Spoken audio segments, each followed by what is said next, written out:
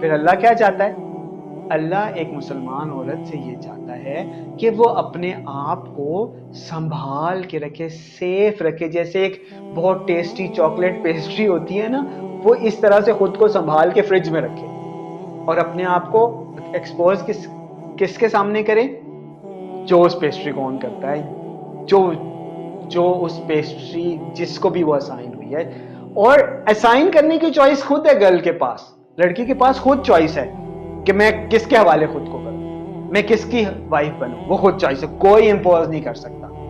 वो खुद चूज करेगी कि मैं किसका पेयर हूं। हाँ, जब वो उसका पेयर बन जाए तो मुकम्मल राइट्स उसको दे, अपने उसका अपना जिस्म उसके हवाले करे, अपने राइट्स उसके हवाले करे, अपना मतलब जैसा वो शोहर उससे एक्सपेक्ट करे वैसे ही करे, उसको पीस दे, उसका सुकून बने। ये उस एक गर्ल से एक्सपेक्टेशन है अल्लाह ताला की।